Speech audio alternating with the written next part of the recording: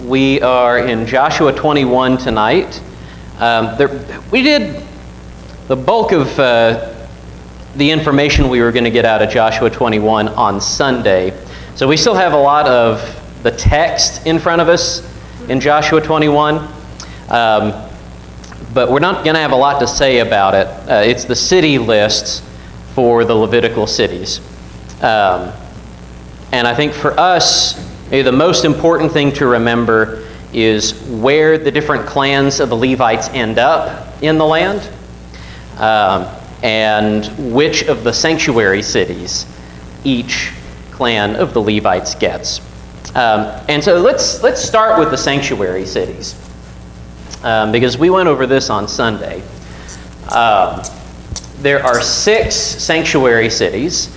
And since we're just starting out with these sanctuary cities, I'll give them all to you. Like, I'll give you the names. And then what we'll work on, I guess, over the next however long we have in Joshua, is we'll work on getting the names remembered and placing them on the map at the same time. And I've listed them out of order. So it's not like the first 3 are going to be on one side of the river and the next 3 are going to be on the other side of the river, or you could just kind of work your way up and down the map. So that way we'll stretch our brains out a little bit. So let's start with, let's see if we can remember which cities are on which side of the river. Israel is split into east and west. That division is going to become really important just a little later on in the book. You've got the tribes east of the river and the tribes west of the river, and you have 3 cities on each side. So let's see if we can start with this much. Hebron, is it an eastern city or a western city? Yes. Let's see. For this early on, I'll tell you what, let's do this. For this early on, let me go ahead and give you what side of the river they're on. We'll work on one thing at a time. So Hebron is west of the river, Golan east, Kedesh west, Shechem west, Bezer east, and Ramoth east. All right, so now you've got like a 1 in 3 chance with any one of these cities. So let's start with the easier ones. In the south, in Judah. Siri, be quiet. My apologies. My notes are talking back at me. Can you imagine, like 20 years ago, explaining to yourself you'd have your notes interrupting you in Bible class? All right. In the far south, in Judah, it's going to be either Hebron, Kedesh, or Shechem. Which do we think it is? We're looking at this one here in the south, in Judah. Is it going to be Hebron, Kedesh, or Shechem? Shechem is a good guess because Shechem is an important... Yes, it's wrong, but it's a good guess because Shechem is one of the most important cities in the history of Israel. And so you would imagine that it would be in a place like Judah. I'll go ahead and give you Shechem here, though. Shechem is in Ephraim. In fact, Shechem is going to have an important part to play before the end of the book of Joshua. Really important part. In fact, we've already seen some important stuff happen at Shechem. We'll review that once we get to the appropriate text. All right, so now you've got a 1 in 2 chance. Hebron or Kedesh? All right, now you've got a 100% chance because Kedesh is up here. We kind of did this with the tribes too, remember? Hebron is here in Judah.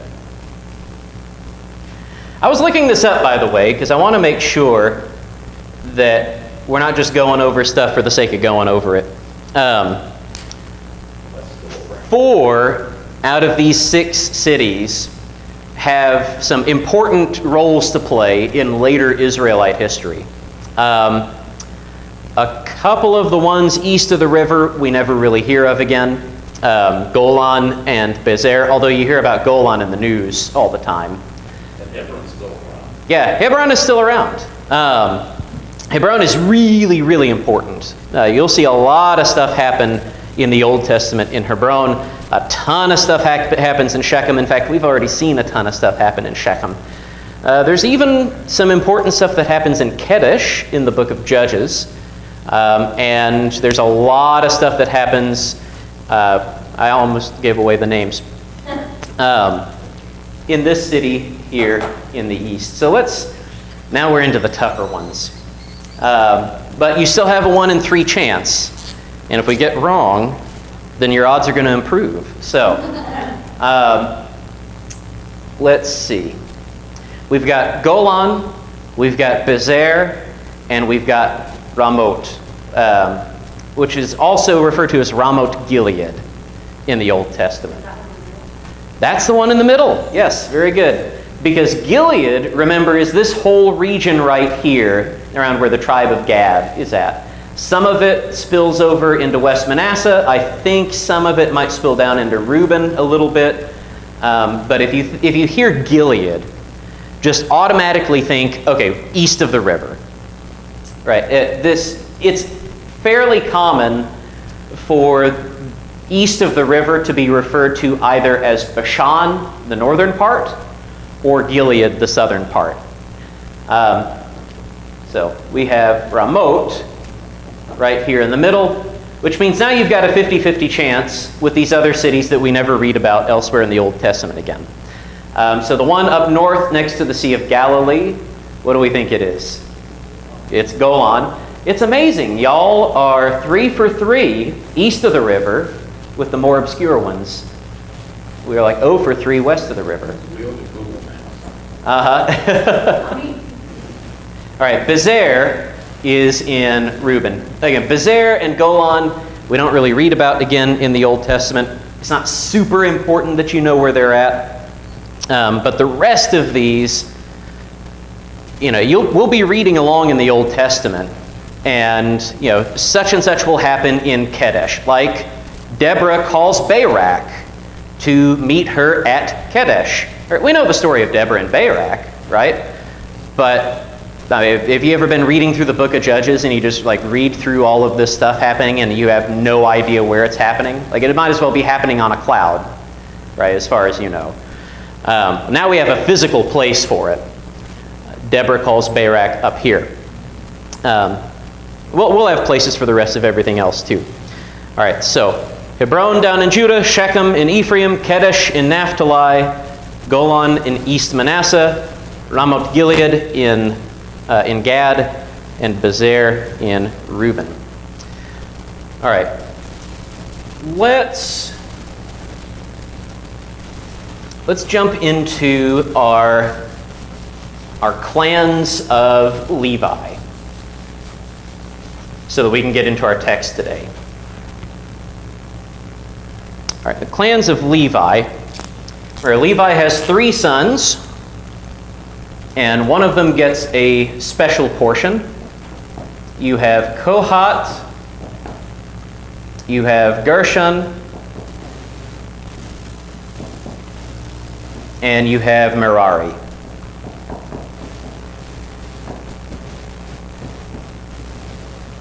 All right, and I'll switch colors here in just a second. We're making some additional notes here. Let's go ahead and jump into Joshua 21, verse 8.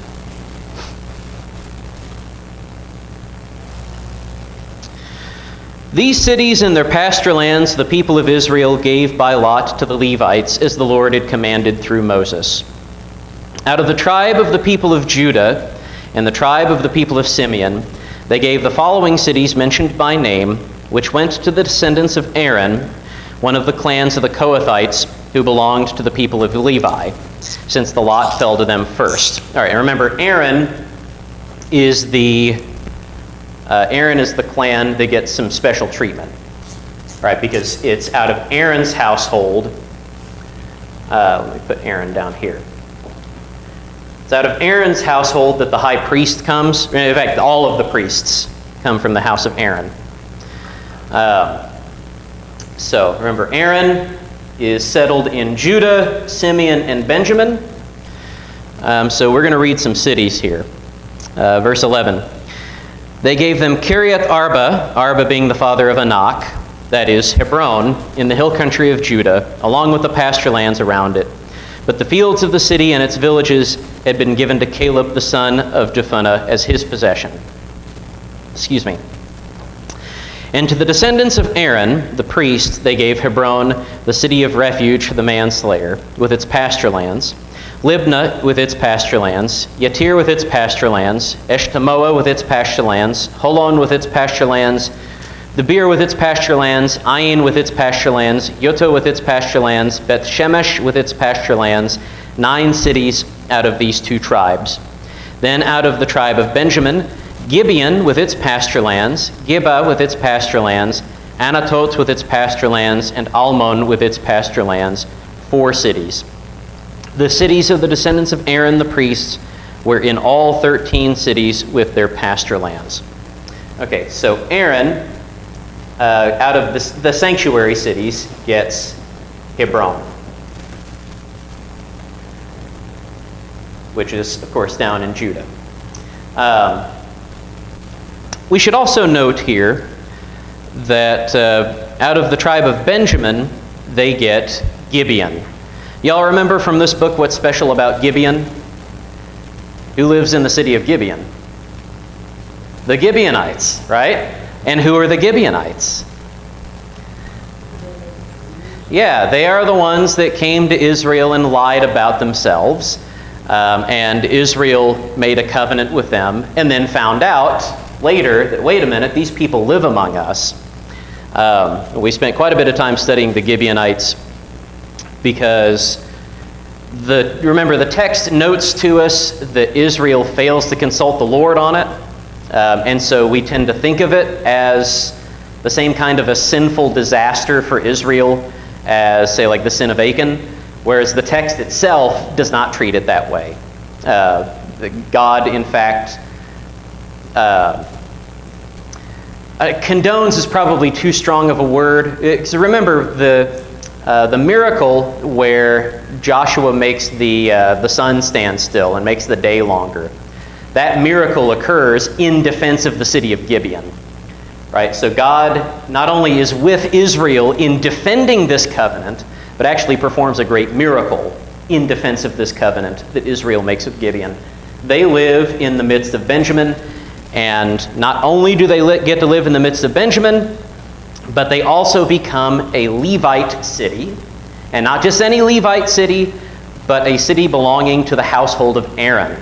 Right? So these Gibeonites, the deceptive Gibeonites, they have priests living with them through the rest of Israel's history.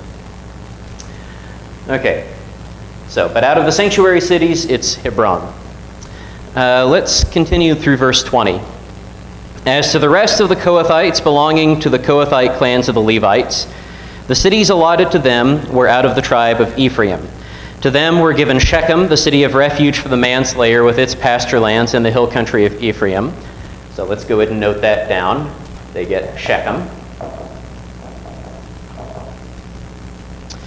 Let's see.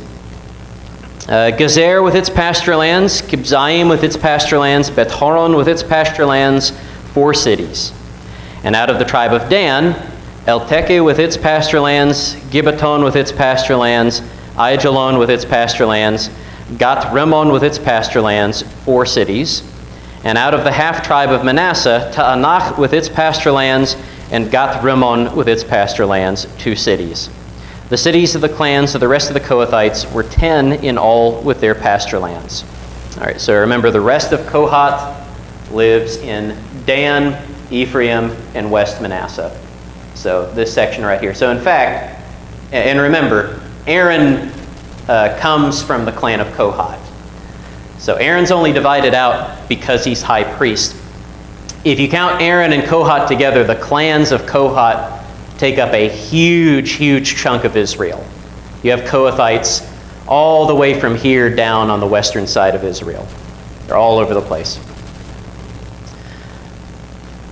Let's see. To the Gershonites, verse 27.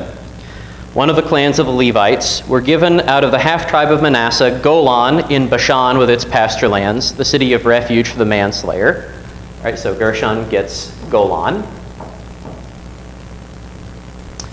Let's see. Bishterah with its pasture lands, 2 cities. And out of the tribe of Issachar, Kishion with its pasture lands, Dabarat with its pasture lands, Yarmut with its pasture lands, and Ganim with its pasture lands, 4 cities. And out of the tribe of Asher, Mishal with its pasture lands, Abdon with its pasture lands, Helkat with its pasture lands, and Rehob with its pasture lands, 4 cities. And out of the tribe of Naphtali, Kedesh in Galilee with its pasture lands, the city of refuge for the manslayer. Right, so that's another one that Gershon gets. Let's see. Hamat Dor with its pasture lands, and Kartan with its pasture lands, 3 cities. The cities of the several clans of the Gershonites were in all 13 cities with their pasture lands. And to the rest of the Levites, the Merarite clans, were given out of the tribe of Zebulun, Yochneim with its pasture lands, Kartah with its pasture lands, Dimnah with its pasture lands, Nahalal with its pasture lands, 4 cities. And out of the tribe of Reuben, Bezer with its pasture lands, which is one of the sanctuary cities. Yahaz with its pasture lands, Kedemot with its pasture lands, and Mephaat with its pasture lands, 4 cities. And out of the tribe of Gad, Ramoth in Gilead with its pasture lands, the city of refuge for the manslayer. Right, so they also get Ramoth. Mahanaim with its pasture lands, Heshbon with its pasture lands, Yazer with its pasture lands, 4 cities in all. As for the cities of the several Merarite clans, that is the remainder of the clans of the Levites, those allotted to them were in all 12 cities. The cities of the Levites in the midst of the possession of the people of Israel were in all 48 cities with their pasture lands. These cities each had its pasture lands around it. So it was with all these cities. All right, so I know, long list. There's not a whole lot that I want to say about this other than you probably remember Mahanaim as the place where Jacob, Jacob encamped there at one point in his life. It was a fairly important place. Apart from that, really the only important ones really to remember are the sanctuary cities. So between the 3 sons of Levi, Kohath, Gershon, and Merari, and remembering that Aaron counts as a Kohathite, each one of them gets 2 of the sanctuary cities. So we'll remind ourselves of that in the future whenever we're going over the sanctuary cities. But before I pass on from that, why do you think, this is not something that's laid out explicitly in the text, so this is a discussion question. Why do you think that each of the sanctuary cities is also a Levitical city? What reason? Because that much is laid out explicitly, that each of the sanctuary cities is to be a Levitical city. Yeah, because the Levites are, the priests, at least in the household of Aaron, but then the rest of the Levites, what do the rest of the Levites do from the clans that aren't priests?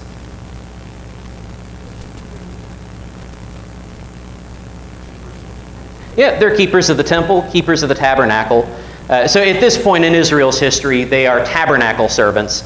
Then later, whenever the temple is built in Jerusalem, they will be temple servants. So they act as guards, they act as musicians, they do all of the grunt work around the tabernacle and later around the temple. So a lot of these guys, they travel around a lot. You might remember, for example, at the beginning of Luke's gospel, Zechariah ends up going to minister because it's his turn to go minister in the temple. Right? That's the way that these duties were sorted out, was that they had to take them in turn. So think about Merari, for example. Right? They live in Zebulun, they live in Gad and Reuben, if I remember right. Not particularly close to Jerusalem, not really all that close to Shiloh either. What would happen was basically the men of those clans would take it in turn to perform their clan's duties for the tabernacle. So it'd be like going on tour, right? You're an active duty Levite, right? And it's your turn. It's my family's turn to take care of this, so I've got to leave home for X number of weeks or months and go shovel out ashes out of the altar of burnt offering. Right. Wayne, I saw your hand. Okay, I guess the confusing thing for me, I don't know how I came to this conclusion. But I always thought that Levites were priests. Not all Levites. And that's that was the confusing thing, is that some religious servants were out there. Right. Yeah, that was something that we went over in Numbers. The priesthood, and I think it's addressed also pretty explicitly in Leviticus, that the priesthood is reserved specifically for the sons of Aaron. I seem to remember that being one of the factors in Korah's rebellion, because Korah is not of the sons of Aaron, right? Korah, I forget which of the clans he belongs to. But part of his beef was that he could never be a priest. Yeah, well, it's a fairly common thing, right? Yeah. Yeah. I just came to the conclusion. I just made up my mind that's the way it was. Yeah. And what it was you said, I just didn't. No, I think that's a fairly common assumption. I remember before studying any of this, that was kind of the impression that I had. So yeah, if you're a Levite, you're a priest. But it's only from the sons of Aaron. So, now, they would have... there's a few other things that would cause... It explains why all of the sanctuary cities are Levitical cities. First off, these are each prominent places within their territory. And remember, the Levites are supposed to receive as their inheritance not just these cities, but they're also supposed to receive the tithe. And so these would be fairly convenient places for the tithe to be delivered to. It would also serve as, since these are sanctuary cities, they serve as a place of judgment, which at minimum, in the case of the priests often act as judges under the law, especially if there's any kind of question of false witness. If somebody contests, like, hey, I've been accused of this, but this guy's bearing false witness against me, then it was to be brought to the priest, and the priest is to take it before the Lord, and the Lord delivers an answer, like through the Urim and Thummim. So again, it makes a lot of sense to have these prominent cities also be places where you can find priests and Levites. Okay, so let's conclude Joshua 21 and get into Joshua 22. So Joshua 21:43. Thus the Lord gave to Israel all the land that he swore to give to their fathers, and they took possession of it, and they settled there. And the Lord gave them rest on every side, just as he had sworn to their fathers. Not one of all their enemies had withstood them, for the Lord had given all their enemies into their hands. Not one word of all the good promises that the Lord had made to the house of Israel had failed. It all came to pass. All right, so this concludes the entire inheritance section. The inheritance is done. The Lord has given Israel all the land. They've taken possession of it. They've settled in. Now, does that mean that everything is done for Israel at this point? Well, what remains for them to do? Yeah, they have to occupy it. Right, so we have already seen in several places where the tribes failed to drive out all of the nations who were still there. We heard this complaint from the sons of Joseph, right, from Manasseh and Ephraim. Hey, we're a big tribe, you only gave us one lot. Right, and remember, Joshua tells us what the complaint really is. The complaint is, you guys don't want to cut down the trees and drive out the inhabitants and go occupy the land. And, you know, you all need to get off your keisters and go do this. So everything that the Lord has promised them, he has done. That doesn't mean that there's nothing left for them to do. Now, we'll talk about this more later on because this idea it keeps coming up in the book of Joshua. That the Lord has fulfilled his promise to Israel, that does not mean that everything is done yet. All right, so let's jump into Joshua 22, unless we have any questions or comments about any of the sanctuary cities, Levitical cities, or any of the inheritance. Okay. I have a question. Yes, ma'am. I'm sorry I got in late, but Oh, that's okay. is the Thursday Bible study going to be on what we do Sunday? Yes, yeah, so we're continuing what we did on Sunday. Right, so in other words, it's the same thing, but continuing. All right, same book, but we're moving forward. So we're not just going over the same material that we went over on Sunday. Yeah. By the way, I wanted to give reason why I'm late is to give thanks to God. You know, my mother had fire in her home today. Oh, no. I had to go get her, monitor her for a little bit. Is she okay? Luckily, oh, she's fine. Okay. What it was is that on her oven, instead of pressing the clock, she pressed the oil, and she had things stored in the oven. Oh, no. And nothing flames. Oh, my. Oh, thank God she's okay. Well, You know, Mom's 98. yeah. Oh, my. Well, I tell you, did she lose stuff in the fire No, thank God. The only thing she Okay. lost was a couple of pieces of stuff she put in. that she had in the oven? And you know, some people have a habit of storing things in there. Yeah, yeah. But no, the fire stayed low. Her oven got on fire, the smoke went up into the microwave. Mm-hmm. Worse would have happened had the paramedics not gotten there. Yeah. Well, thank God that nothing worse happened.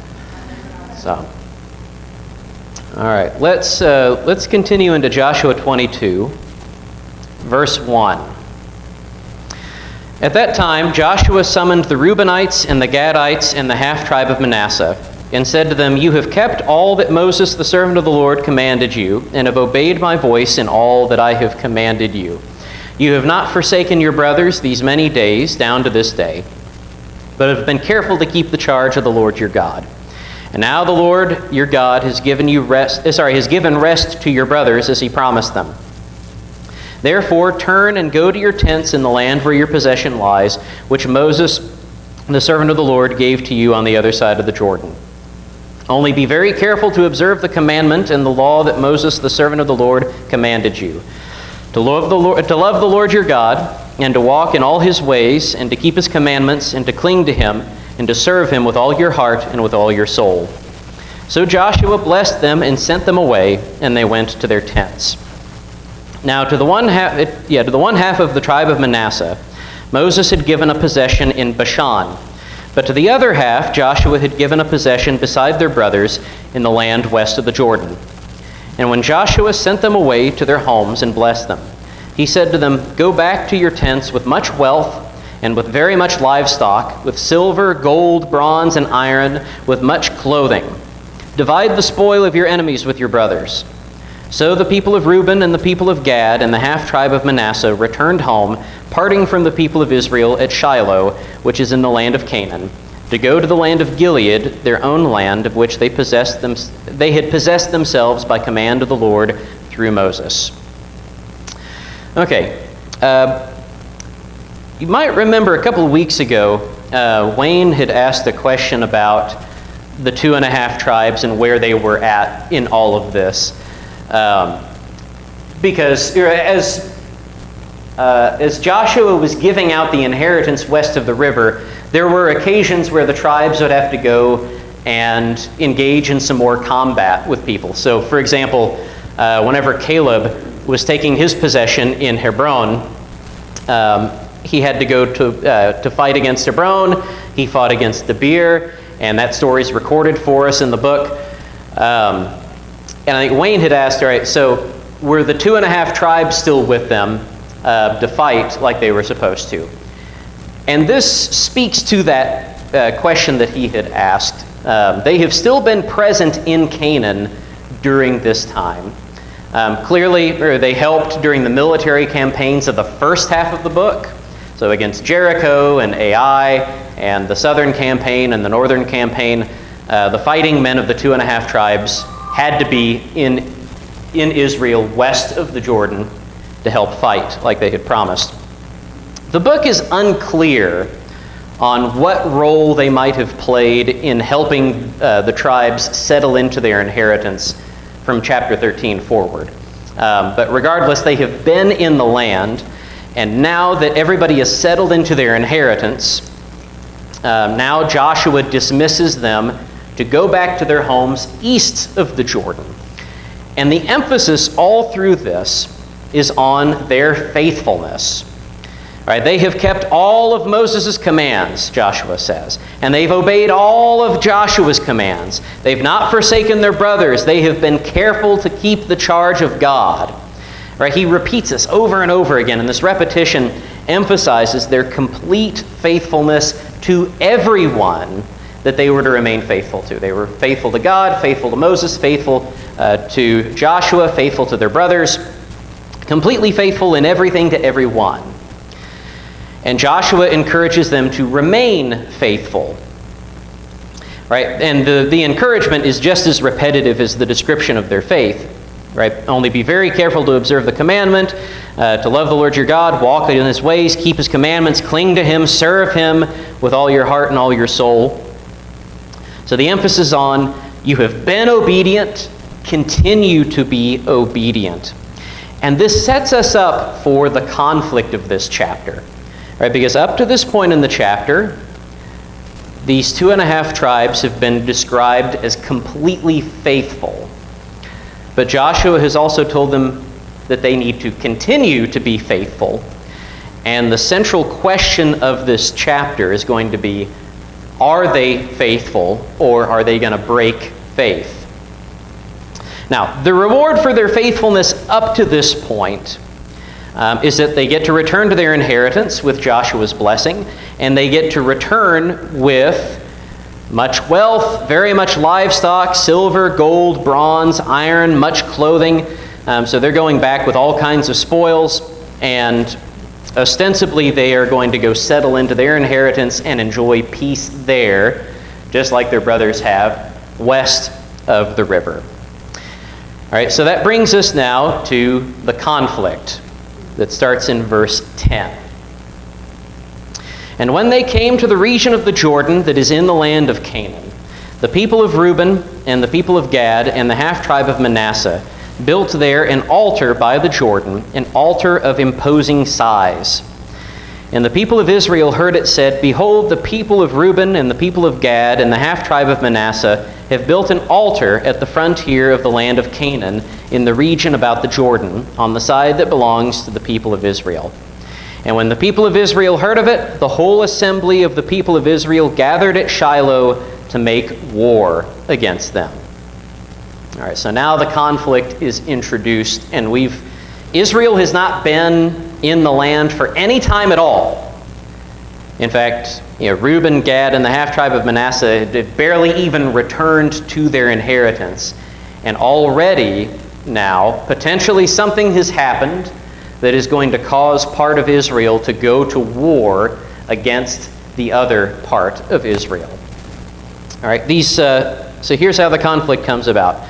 The 2.5 tribes, on their way back home, stop. The ESV tells us that this takes place at the region of the Jordan that is in the land of Canaan. The word for region here, so the ESV has translated it region. It can also be a proper name that we've already heard before in the text. Gelilot. In fact, we read it in a couple of the border lists. in earlier chapters, like in chapter 15 and in chapter 18. Gelilot. It's the Hebrew word for region, and it's also just a proper name. So, for example, in chapter 18, verse 17, Gelilot is named as part of Benjamin's boundary. In fact, I want us to look at this real quick. So keep your finger there in Joshua 22. We'll go back to Joshua 18, verse 17. All right. Talking about the border of Benjamin. Then it bends in a northerly direction, going on to En-Shemesh, and from there goes to Gelilot, which is opposite the ascent of Adumim. Then it goes down to the stone of Bohan, the son of Reuben. All right, now if we go back to chapter 15, verse 7, we read a similar description, except Gelilot is going to be given a different name. All right, so this is the boundary for Judah. And the boundary goes up to Debir from the valley of Ahor, and so northward, turning toward Gilgal, which is opposite the ascent of Adumim, which is on the south side of the valley. And the boundary passes along to the waters of En-Shemesh and ends at En-Rogel. All right, so we even have some of the same places named. En-Shemesh is named in both places, except in chapter 18, verse 17, what we're told is opposite the ascent of Adumim is Gelilot. Here in chapter 15, verse 7, it's called Gilgal. All right, and Gilgal is a name that we ought to know from the book of Joshua, because what all happens at Gilgal? It's where Israel sets up camp whenever they first cross the Jordan River at the beginning of the book. They cross the river, they set up in Gilgal opposite of Jericho, and Joshua sets up the memorial stones from the river there. Remember the 12 stones that they take up out of the Jordan River and set up as a memorial? That's at Gilgal. All right, in Joshua 18, it's referred to as Gelilot. And here in Joshua 22, and the ESV kind of obscures this, but if you're reading along in Hebrew, it's they came to Gelilot of the Jordan, which is in the land of Canaan, right? Which, again, we also know as Gilgal. So this is the same place where Joshua set up the 12 stones from the river. And Reuben, Gad, and the half-tribe of Manasseh come to this place, and somewhere, we don't know if it's close by the 12 stones, but somewhere nearby, they set up an altar. And we're told it's an altar of imposing size. It's literally an altar that is great to the seeing, or a great sight. This is the exact same phrase used of the burning bush in Exodus 3:3, by the way. So in other words, it's not something hidden away or done in secret. It's not like the 2.5 tribes have kind of snuck off and built this little secret altar off in a corner somewhere. They have gone to one of the most important, significant places in Israel, where the river memorial is set up. And they have built an enormous altar in a place where everybody's going to see it. It is something built to be seen, and it is seen and talked about. Wayne? Here we go again. Mm-hmm. If they build an altar, they're supposed to make it out of unhewn stone. Mm-hmm. At least the ones for sacrifice, yeah. Okay, and then it's supposed to be 12 stone? I don't know about a number of stones, just that it's supposed to be made out of unhewn stones. My point is, I guess, if this is a huge altar, we kind of reneged on that kind of command there in a way. We made them. Well, that's kind of the central question of the chapter. Mm-hmm. This is imposing, they didn't call a command. So this is out, they've taken their own artistic, creative. Some creative license with it. Hold on to that question, because it's pretty closely related to like the central question of this chapter. Like you're asking, all right, what are they doing building this altar in that way? Right? That's the question that Israel has for them as well. So because, again, they've built it in such a way that everybody's supposed to be able to see it.